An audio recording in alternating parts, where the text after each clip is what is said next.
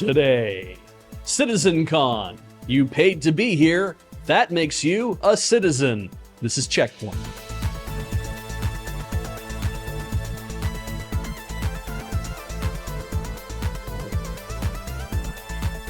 Welcome to CheckPoint with your hosts, Ian and Beej. That's right, Ian and Beej, aka ibuprofen, because I be professionally reporting the news. Also, we can be used to reduce headache, pain, fever, and inflammation. Warning, side effects may include heartburn, nausea, indigestion, abdominal pain, and gastrointestinal bleeding.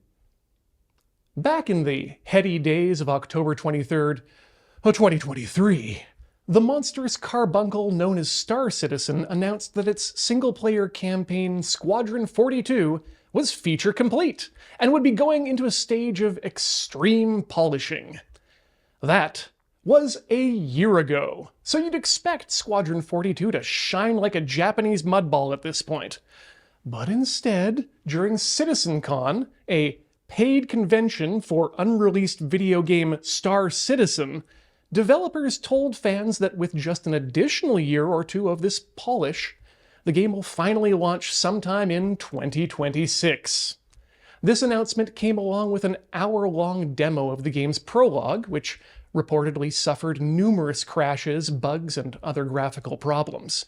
So with 12 years and $731 million behind us, we can only come to one conclusion. Chris Roberts actually thinks he is going to go to space to do dogfights. Like Star Citizen, space science takes time. Every rocket designer has one or two disasters, like having a demo just explode on the pad.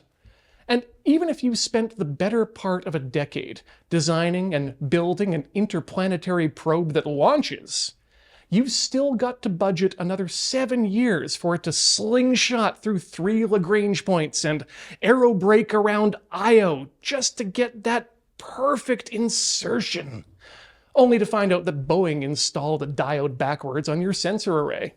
So expect more delays and a second stage cash burn draining faster than a liquid oxygen tank, because this train isn't done till we can punch like a straight in the snout for a Steam Platinum trophy. Sexpoint comes early this week, folks, thanks to a couple of games full of the old humpy pumpy. First up, though, Nintendo has applied for 10 different trademarks across many of their popular franchises, like Animal Crossing, Splatoon, and Pikmin, but all of the trademarks were filed under Class 43, which includes hotel accommodations, food, and drink, meaning that, yes, we're finally seeing Nintendo revive one of their classic ventures from the 1960s, Love Hotels! Look forward to getting your Smash Bros. On at a Nintendo Love Hotel near you. Potionomics is a game about making potions and making whoopee, and it just got a big free update, adding difficulty options, full voiceover for character story beats, and the ability to just take everyone to Pound Town. The free love mode allows you to abandon the single romance option in favor of banging them all and letting God sort them out. And for even more fun, they've released paid DLC that adds a romance path to the Anthro Shark Man, Boss Finn. But if Findom's not your thing, there's always The Sims, and it's clear The Sims are doing their best to keep up in the world of reticulating splines, since the New Life and Death expansion pack now lets you fuck the Grim Reaper. That's just in the game now. Maxis has just thrown their hands in the air and said, whatever, why not? In the next pack, after you cook something at 3 a.m. and you set your kitchen ablaze, we'll let you fuck the fire too. Anything else you'd like us to add a hole to? Last month, Microsoft signed a 20-year power purchase agreement with Constellation Energy Corporation for 835 megawatts to power its nearby East US 2 data center.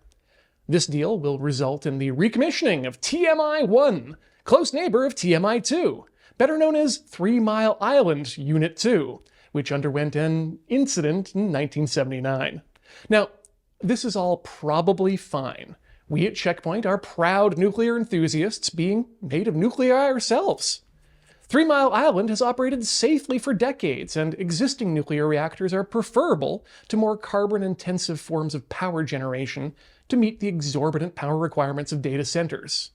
These data centers require that power to perform valuable services like composing and summarizing an increasing percentage of correspondence, and art, freeing you to do actual valuable labor like mining uranium. The problem isn't the use of nuclear power, though. It's that use of nuclear power.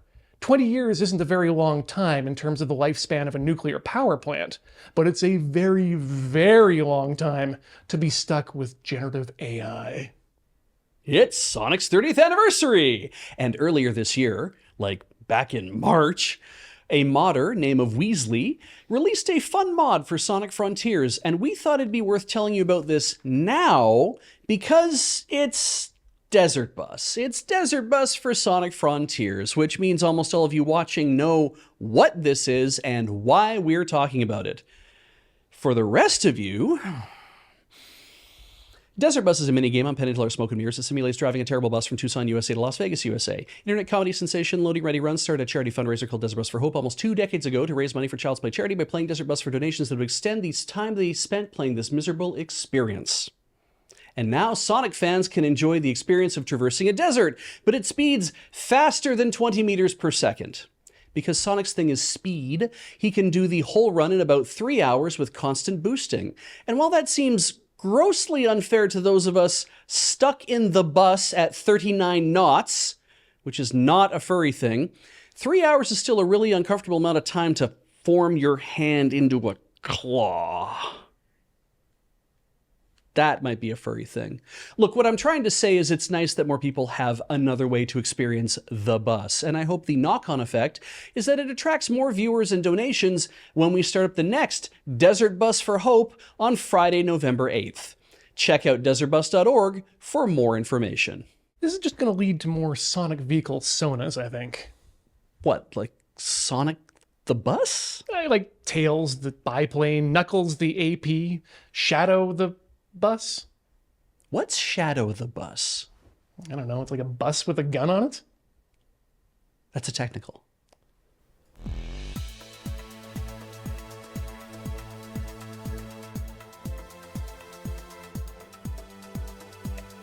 Coming up, Netflix's AAA-focused game studio Team Blue has been closed after 2 years, having never even announced a game in development. As with other Netflix projects that were canceled in their second season, fans have immediately started a petition to move the studio to Peacock. We should mention Desert Bus in a little more full thing. Yes, we should. It is our whateverth year, but it is starting on Friday, November the 8th. I believe. 19th, I think. Is there a 19th? That's what the coin says. So close. Okay. So it's coming up Friday, November the 8th. It'll probably run for we budget a week for it, obviously. That'll mean there'll be some disruption in the studios. Everyone will be very busy setting things up here, tearing the whole place apart to make Desert Bus look good. And then we'll put everything back together when it's all done. Don't you worry about that. But do check out desertbus.org for all the information about how to participate and what's going to be going on this year. Right, and make a donor account. Yeah, please. I will not have any more no donor accounts.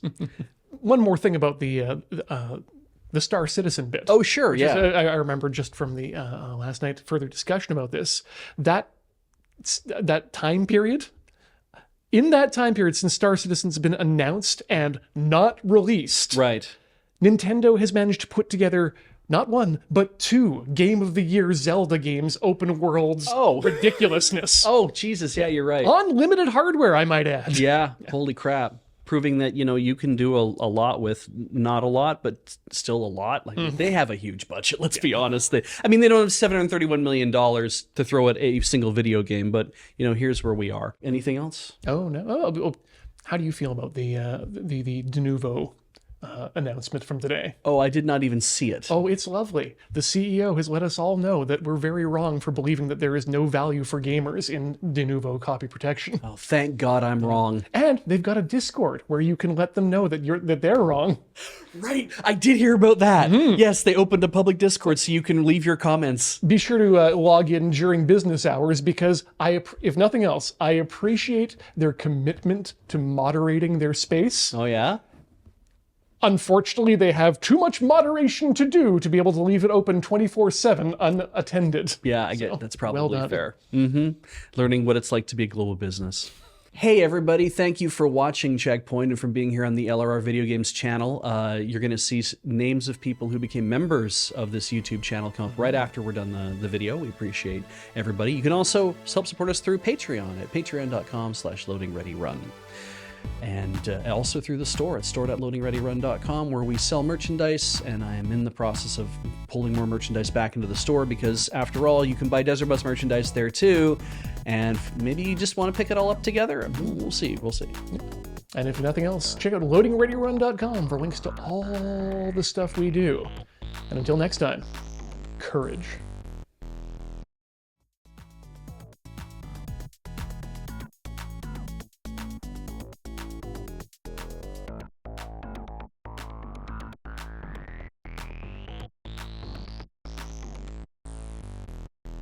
Wow, I think the timing was great. Oh yeah, we did it perfect.